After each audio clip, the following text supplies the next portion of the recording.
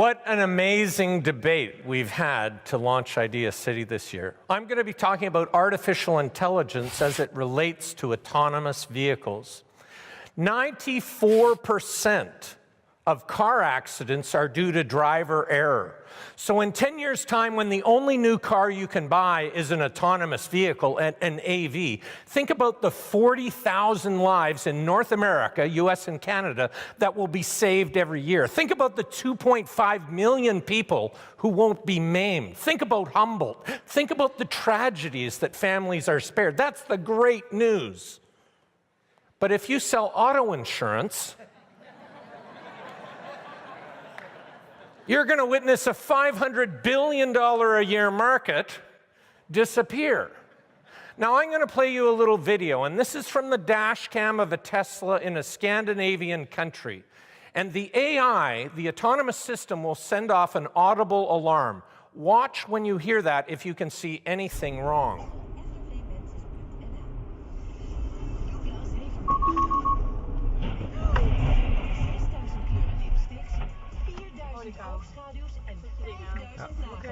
That just told me in 15 seconds what the value of an autonomous system is. What is your family worth to you?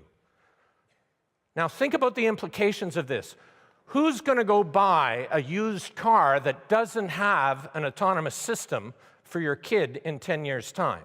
What happens to the value of used car lots that sell cars that don't have autonomous features? I was working with a series of executives at a group called Tech, and we have many Tech members here today. It's a peer group of executives that meet monthly. Great organization. And one Tech executive said to me, "Jim, I have 16 car dealerships, and I just want to tell you that AVs and EVs, electric vehicles, are less than 1% of the market, so they'll have no impact on my business." So I put these next slides in the deck after the break, just because I'm a kind of nice guy. So here we have large luxury car sales in the US in 2014, and Mercedes is king of the castle. But already the Tesla Model S is number 2. Fast forward to 2015, oops, Mercedes has fallen back, Tesla has accelerated. So 2016, Tesla races ahead, further collapse for Mercedes. In 2017, Tesla's off a little bit. That's because people are buying the Model X in the SUV category that isn't captured here. Now, I want to give you a little simple fact. 10 years ago, Lexus was 2% of Toyota's unit volume in North America and 50% of its profit. Can you hear the huge sucking sound as Tesla strips profitability out of the auto industry? Do you think you can comfortably say, because it's less than a 1% trend, I can ignore it? And it's not just in North America. So here's North America. How bad does it have to be before you say uncle and recognize that change is happening? It's not just in North America. Really, this adds insult to injury. In Germany, the #1 large-selling luxury car is Tesla, beating out Mercedes and BMW on its own home turf. That's gotta hurt. Ouch. It's not just Germany, it's all of Europe. You know, last year GM sold 10 million cars, and 2 days ago it was valued at close of trading at $63 billion. Tesla, 2 days ago, was valued at $58 billion, and it sold 100,000 cars. So doing the math on this, GM's being valued at $6,300 for every car it makes, and Tesla's being valued at $580,000 for every car it makes. That's a 2x4 to the head of GM executives to get serious about electric vehicles. And they now begin the 8-year development process to bring out sexy EVs from GM. Do you see a problem here? Our organizations are far too slow to change with the times. And you know, in the debate about AI, do we want to save 40,000 people from being killed and 2.5 from being maimed? Inconceivable! For all you Princess Bride fans. So think about the $200 billion a year market for auto repair. What happens to it? Think about car rental companies. I never rent a car anymore. I use Lyft or Uber, and Lyft is now here in Toronto. People like it even better than Uber. You know, what happens to the value of car rental companies? And if we take 2.5 million people out of the mix just on North American roads from being killed or maimed every single year, do we have an overcapacity of ambulances? Is this bad news for ambulance makers? Or is it good news for us not getting maimed?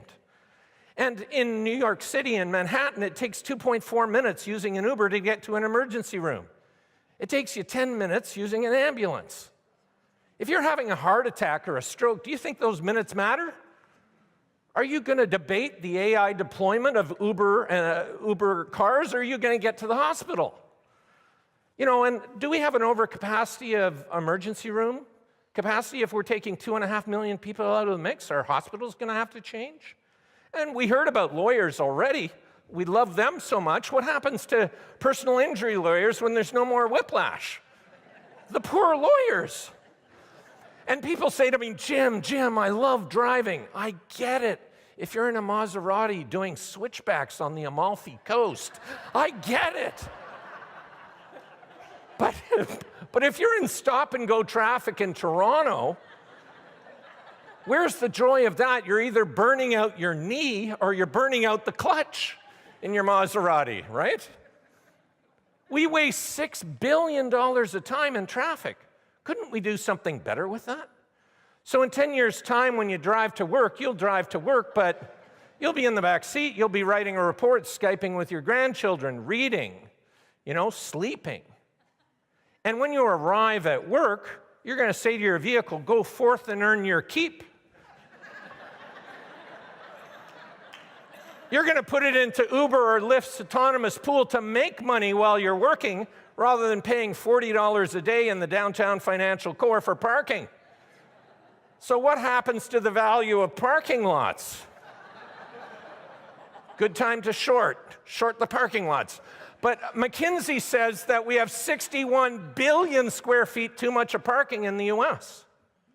How are we going to redeploy that for cities? And if your company is primarily paving parking lots, what happens to you? So 4% utilization at 20% capacity, that's what we use our cars. It is just begging to be disrupted. And every car that's in Lyft, Uber, AutoShare, Zipcar, Car2Go eliminates 12 to 30 people buying a car. Reason for the range is Barcelona is very different ratio than Toronto. Innisfil is using Uber as its public transit. Which would you rather do? Go stay out when the polar vortex is drunk and visiting us, in minus 20, waiting for a bus, hopefully, or have a vehicle pull right up to your front door, saving taxpayers money and providing better service? What happens to the $153 million of parking revenue for Toronto, or New York City's $2 billion in fines, right? What happens to the gas tax if we're all EVs? It's $15 billion. What happens if nobody's buying new cars? What happens to the government revenue? Now,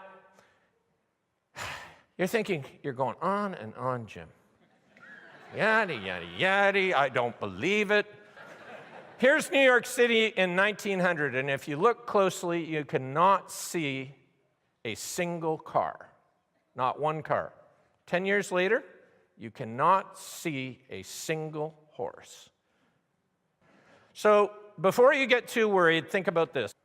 150 years ago, 80% of jobs were in agriculture. Today, it's less than 2%. We survived farm automation. So if you want, this article is all up in the bookstore, and do I look A, sinister? B, very sinister, or C, demonic? I don't know. So I'm looking forward to this debate.